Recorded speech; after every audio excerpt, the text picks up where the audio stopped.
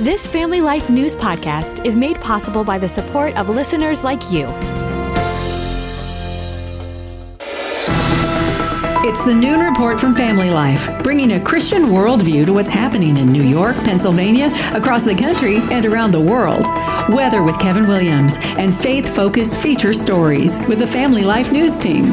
Now, here's what's happening.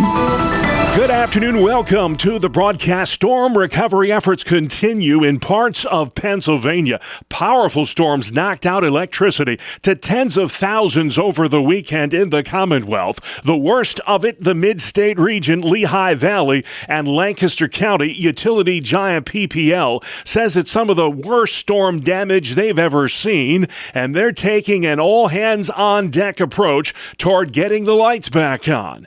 NBC's Aaron McLaughlin starts us off in Midtown Manhattan, where relentless rain is the big weather story today. Serious summer storms slamming the Northeast. The big problem? Rain, and a lot of it.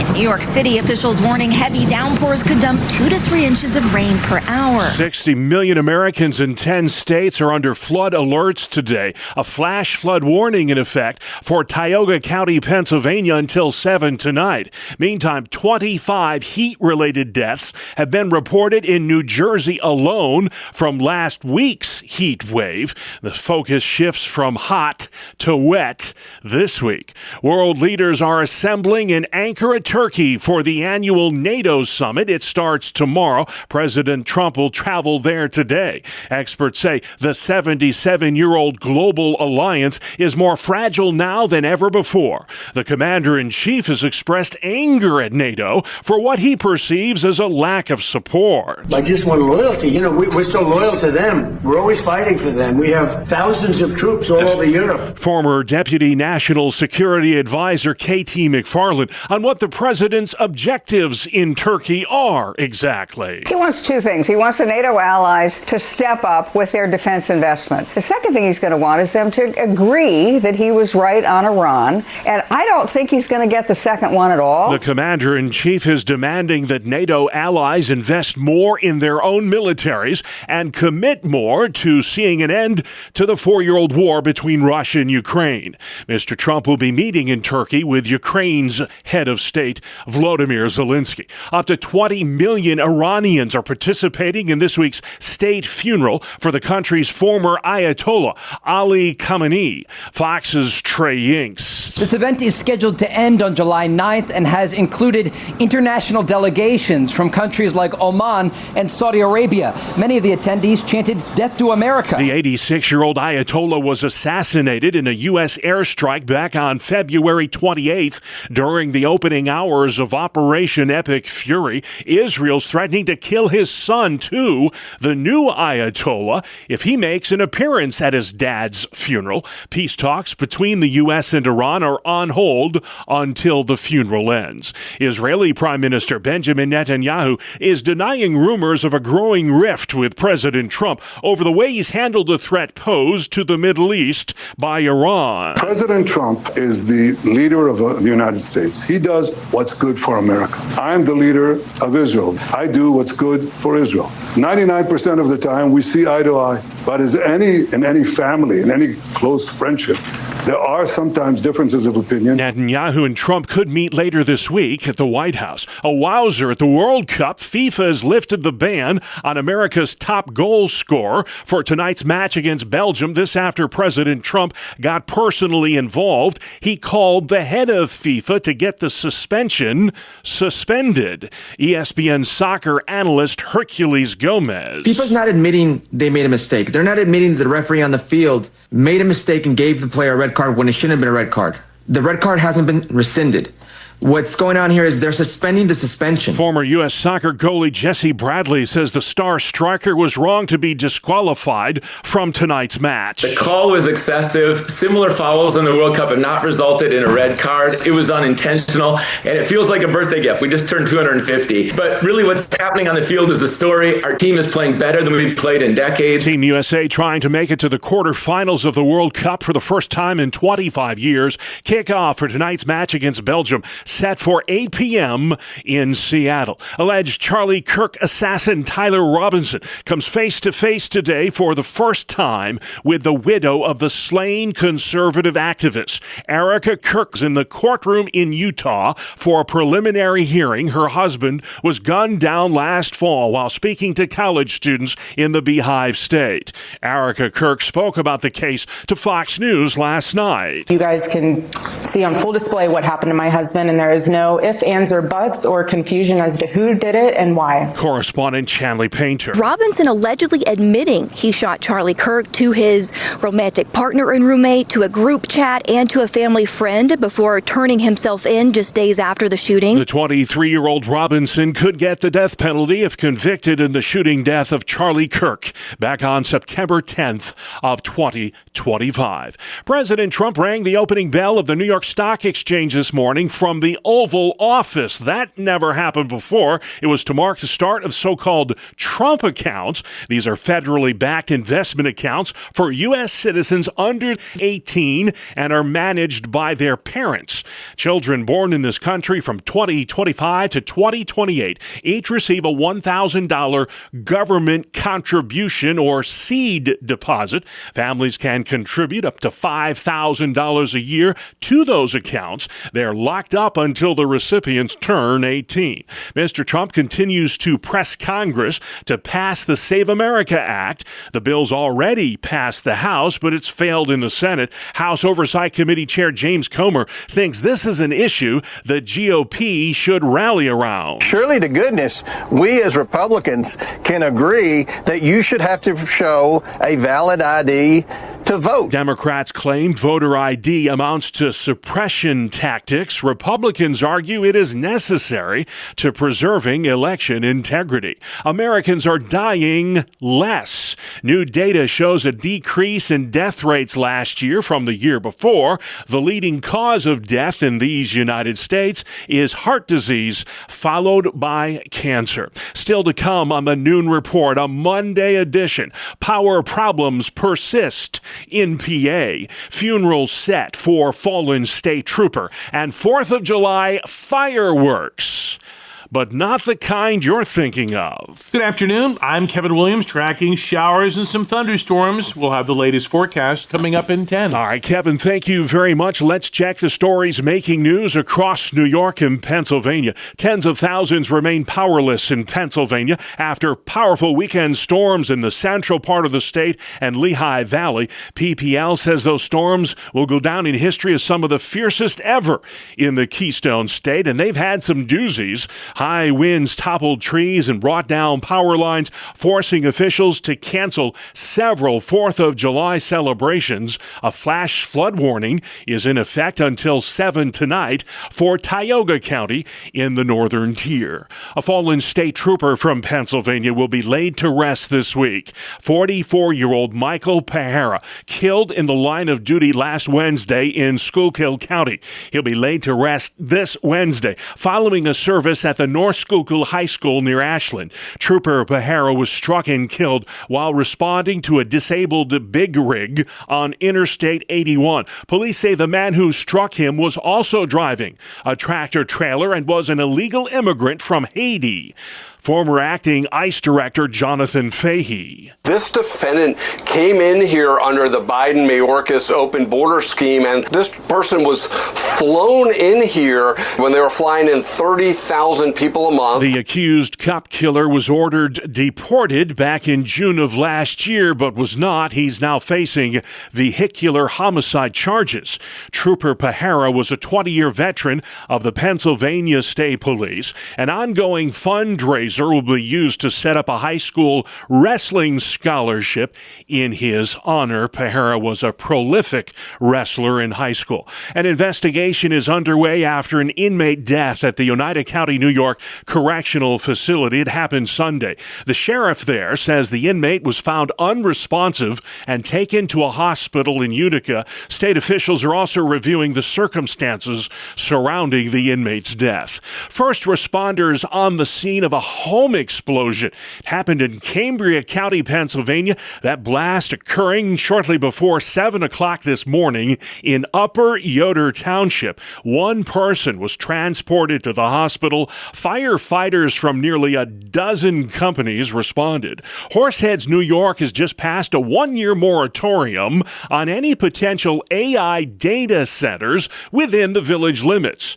Horseheads Mayor Kevin Adams telling WENY. So this moratorium gives us a year to allow us to properly study the impacts, either positive or negative, of a data center, and therein then make an informed decision. We can't do that with hurry up and wait type of mentality. Several towns and villages across New York have cited concerns about the amount of energy, water, and the noise pollution associated with AI data centers. New legislation in the Pennsylvania House would require data centers cooperate more closely with first responders. Here's Family Life's Brian Query. House Bill 2535 would require data center developers and operators to provide floor plans and infrastructure inventories to fire companies annually as a condition of occupancy. Representative Christina Sappi, the bill's sponsor, says it is vitally important for first responders to know what they're walking into in any situation. The bill would require centers to give first responders critical safety information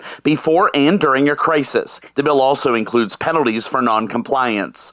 Brian Query, Family Life News. Thank you, Brian. A teenager is dead after a motorcycle crash in Lycoming County, Pennsylvania. State police say the 17-year-old lost control of the bike on Route 287 in Pine Township and hit a ditch. One person killed, several others hurt after a two-vehicle crash at the Alpine Junction intersection in Schuyler County, New York. That happened early Sunday. The driver of a 2023 Tesla ran a red light and crashed into a Dodge Charger in the town of Cayuta. A backseat passenger in the Tesla did not survive. Upstate New York's two largest cities saw nearly 24 shooting victims over the 4th of July holiday. 12 were injured in Buffalo. 7 got shot in Rochester. One of the victims was just 12 years old. Rochester Police Captain Greg Bello. This is obviously a supervision problem that we're running into. It's time to get your 12-year-old home. It's time to get your 15-year-old home, your 16-year-old home. I know where my 16-year-old was last night after the fireworks. She went home. And that's, kind of what we expect. This Buffalo woman has had it with the gun violence involving youth. We've seen people running. We've seen people ducking. They were hiding on the neighbors' porches and in their yards. And we've even saw a few people get caught on fire. Community activist Andre Nunn tells Spectrum News. It's our jobs now to take back our community, to come talk to these young men and women and tell them, y'all can go have fun, but be respectful. 2 people were killed in separate shootings in Niagara Falls, New York on Independence Day. Crime statistics show the 4th of July is one of the worst days of the year for gun violence. More Americans under 35 are living with their parents, but it's not because they don't have jobs. According to Realtor.com, 1 in 3 young adults do not live independently of mom and dad because they cannot afford a home of their own. The average cost for a home in this country is about $430,000. That's nearly 35% more than it was at the start of the decade. 70% of young adults who live at home are employed. Sports is next. It's the 2-minute drill on the Family Life Noon Report. Bob, World Cup action continued yesterday and gave us another upset. Good afternoon, I'm Randy Snavely. Norway is into the quarterfinals for the first time ever after ousting 5-time champion Brazil 2-1. And England won a thrilling 3-2 victory over Mexico. Tonight, all eyes will be on the United States men's team as they will take on Belgium. The Stars and Stripes got great news from FIFA as Valérien Balogun had his suspension overturned, and he can now play in tonight's contest. If the Americans win, it will only be the 3rd time in their history to make it into the quarterfinals of the World Cup. Now to baseball. The Twins won their series over the Yankees with a 6-1 victory. Joe Ryan struck out 9 Yanks over 7 scoreless innings to lead Minnesota. New York has now dropped 9 of their last 10 games. The Mets almost blew a 7-run lead in the 9th inning against the Braves, but they held on for a 10-9 win. That victory snaps a 3-game losing streak for the Amazons. In Washington, D.C., the Pirates blasted the Nets 11-5. Brandon Lau and Brian Reynolds both went deep for the Buccos. The Royals' 4-game skid's over as they beat the Phillies 5-2. And in NASCAR, Chase Briscoe took the checkered flag in Chicago in the second race of the in-season challenge. Christopher Bell, Denny Hamlin, Will Byron, and Alex Bowman rounded out the top 5. That is a look at sports. I thank you, Randy. Still to come on the Noon Report. Floodwaters rising. Trump travels to Turkey, and the traveling chapel is open for business at Family Life. Welcome to Breakpoint, a daily look at an ever-changing culture through the lens of unchanging truth. For the Colson Center, I'm John Stonestreet. An ex-user recently asked, is it ethical for me to charge 15% more for my rich clients? That kind of opportunism is not surprising or unusual for non-believers. Christian business owners should constantly be taking stock in how they operate, following the example that's set by the author of Hebrews, who asked for prayer for, and I quote, a clear conscience desiring to act honorably in all things. In a chapter published years ago that was entitled Why Johnny Can't Produce Christian Scholarship, theologian John Stackhouse said that Christian scholars have to work, quote, more than twice as hard because, after all, they have to be Christian, they have to be scholars, and then they have to be Christian scholars. The same framing would apply to Christians in business. Christians must always be first and foremost Christian. Christians in business, just as in any other vocation, should be competent and excellent in their craft. And also, they have to work hard at grounding the idea of business and the practice of business in Christian assumptions about work, about people, about profit, about culture, about ethics, and other things. And so, though a Christian business must involve more than just merely being moral and ethical, it certainly does not require less. Now, the biblical book of Proverbs offers a time-tested, God-breathed roadmap to living ethically, including speaking specifically about business practices. Chief among the qualities of wisdom, of course, are honesty and fair dealing. Proverbs 9 says it's better to be poor with integrity than to be a crooked fool. Proverbs 16 says it's better to live righteously with a little than to earn great revenues through injustice. It also says that a just balance and scales are the Lord's. All the weights in the bag are His work, end quote. And the scripture offers a sober, comforting reminder that God is Lord over heaven and earth, and that any work we have is a gift of His. He's the provider. He is just. If we orient the posture of our work around these truths, we can rest assured in His goodness and care. Thus, we need not grovel on the one end of the unemployment stream or steal for our portion on the other. Squeezing more money from a client who will not care or notice or suffer from it is obviously something considered good for business, unless, that is, our work is seen by someone to whom we are both responsible and accountable. The Christian position is, of course, there is one by whom we are seen, from whose presence we are never able to escape. Now, Christians often struggle to see their work as being eternally significant in the same way as volunteering or quote-unquote doing ministry. Work is often viewed as something that adults have to do, and the relationship between employees and the employer as a merely transactional one. But our work in this world is not of this world. God gave work to Adam and Eve, even in paradise, and portions of Isaiah, 2 Timothy, Revelation, and elsewhere all suggest that we'll also work in the new heavens and new earth, enjoying the labor of our hands and the presence of God. And so, our work here can also be a reflection of that, a foretaste of that, a means to glorify God. For the Colson Center, I'm John Stonestreet with Breakpoint. All right, John, thank you very much. Let's head outside next. It's weather where you live with meteorologist Kevin Williams. Here is your family life forecast for this afternoon into tonight. Rather cloudy, humid, showers around, a couple of thundery downpours. We've had some big downpours in parts of the area of late. High temps 70s, low temps 60s. Tomorrow starts with clouds and some sun emerges. High temps ranging in the 70s. A good deal of sunshine for Wednesday with high temperatures in the upper 70s to the middle 80s.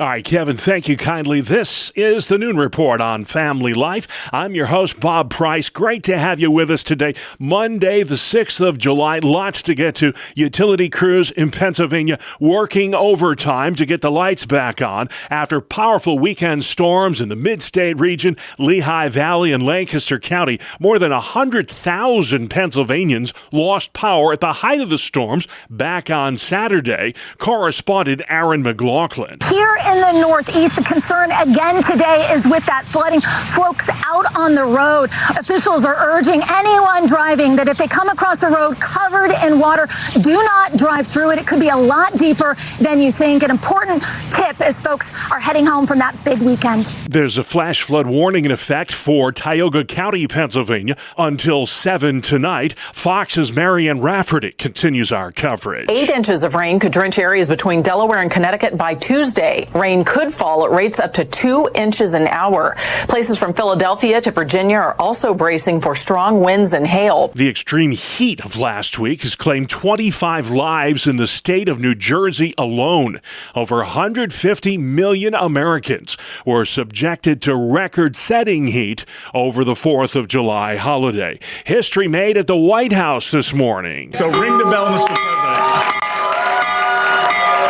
President Trump became the first sitting president to ring the opening bell of the New York Stock Exchange from the White House. He did it to celebrate the creation of so-called Trump accounts, which are federally backed investment funds for American children. And it's something I'm very proud of. Some people think it's going to go down as one of the most important things we've done during the administration. Trump accounts are for U.S. citizens under 18. They're managed by their moms and dads. Children born from 2025 to 2028 each receive a $1,000 government contribution or seed deposit. Families can contribute up to $5,000 a year to those accounts. They're locked up until the recipients turn 18. President Trump travels to Turkey today for tomorrow's NATO summit. He wants that 32-nation global alliance to spend more on their respective militaries. Britain's ambassador to the U.S. is Sir Christian Turner.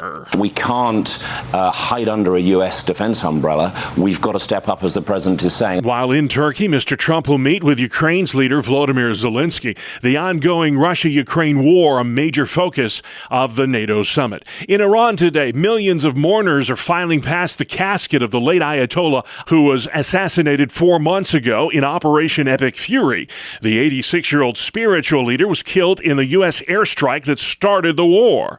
NBC's Richard Engel has more from Tehran. After lying in state for 3 days, now the late Supreme Leader's body is being carried through the streets of this city. The Ayatollah will be laid to rest in his hometown of Mashhad, Iran, on Thursday. Israeli Prime Minister Benjamin Netanyahu denies rumors of a growing rift between himself and President Trump over disagreement about how to handle Iran. We see eye to eye on just about everything, and sometimes, as happens among the best of allies, and we are the best of allies, there can be differences of opinion. We're allies, and we share not only common interests, we share common values. America has been the defender of freedom for 250 years, and Israel appreciates that because we're a free, independent country. In an interview over the weekend, President Trump said, and we're quoting here, "We get along very good.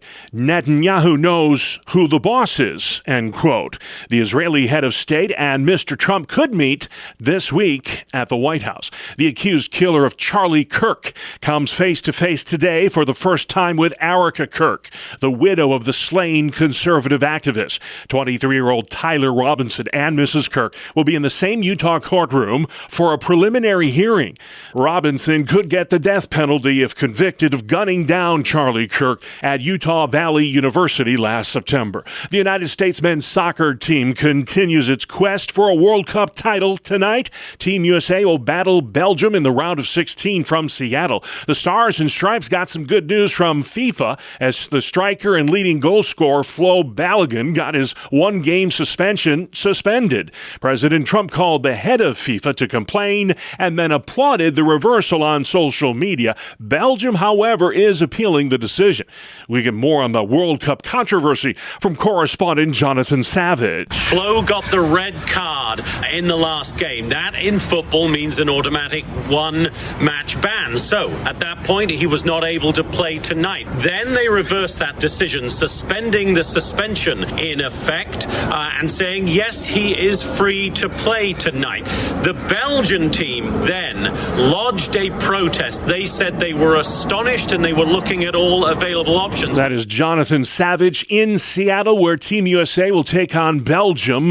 Kickoff set for 8 o'clock Eastern Standard Time. You're listening to the Noon Report, a Monday edition on Family Life.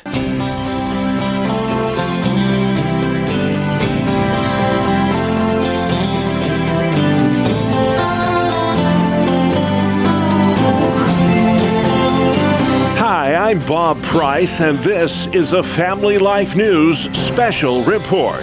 For over 5 years now, Roger Woodruff of Alfred Station, New York, has been collecting Christian literature in a hand-built chapel all over New York and Pennsylvania.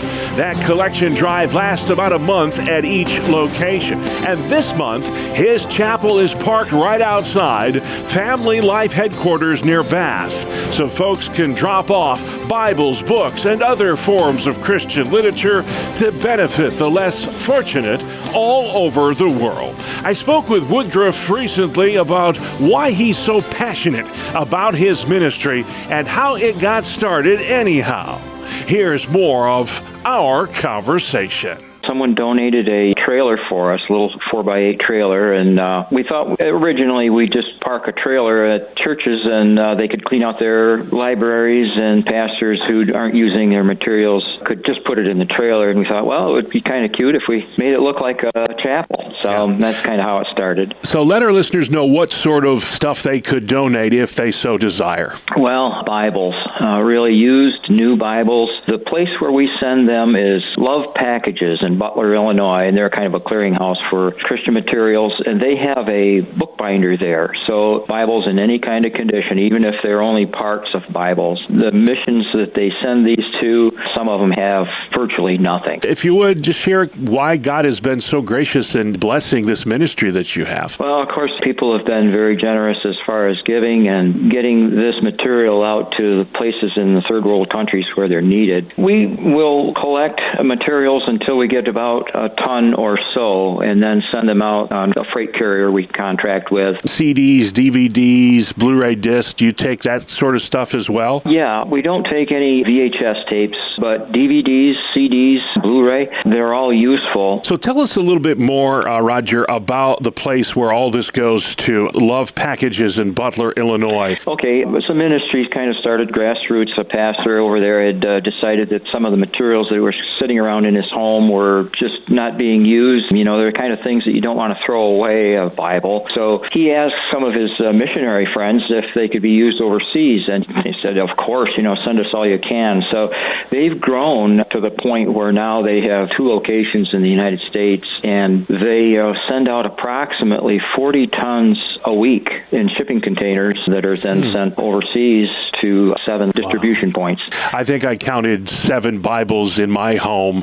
If you would just talk to that, how we as Americans take for granted having the Word of God available at our fingertips, quite literally, whereas there's many places where it's hard to get your hand on a Bible. Yeah, Love Packages in Butler, Illinois have a couple of videos, YouTube videos, that are really a good thing to look at to get a feeling for what's needed. There are stories of pastors that are preaching out of dollar store New Testaments. They have nothing else. So, yeah, it's materials materials that are really useful, really needed in those countries. Any stories in particular about how this ministry has blessed people you don't even know all over the world? Well, only God knows, and we may know at some point when we get to heaven. But we do get some feedback. Most of the feedback is just from the newsletter at Love Packages. You're right on the side of the highway. You can't miss it. Look for the little chapel as you're driving by Family Life headquarters all during the month of July. Drop off Bibles, tracts, books, magazines, Sunday school supplies. I just got to ask, Roger, why do you do what you do? I'm sure you've got a lot of other things in your life going on. Why invest so much time into this? Well, we started a website back about 20 years ago, Photos for Souls, and we got calls from people or emails and said, we would like Bibles, we would like Christian materials, and it was kind of expensive to send it out. But when people ask for these kinds of things and you have it in your hand to give, you just do. So we're just led by the Lord to do that. So I don't know if it was last year, you had to make a couple trips with all the people that donated here at Family Life. You filled the chapel up a couple of times, so that's what we're hoping. Fill the chapel. Right. And if you have materials that you can't get to Family Life or one of the locations we're going to be at, then you can see where we are on our website, photosforsouls.com, and just go to the link, Traveling Chapel. That tells you where we are. And if you can't get to those locations, just give us a call. There's a phone number there, and we'll come and pick them up. Clean out your closet and spread the gospel. That's Roger Woodruff of Alfred Station. His hand-built Traveling Chapel is collecting Christian literature throughout the month of July in the parking lot of Family Life headquarters near Bath. So look for the chapel all this month and help out Christians in need all over the world. You can learn more about Woodruff's ministry at photosforsouls.com. That's photosforsouls.com. I'm Bob Price, and this is the Noon Report on Family Life.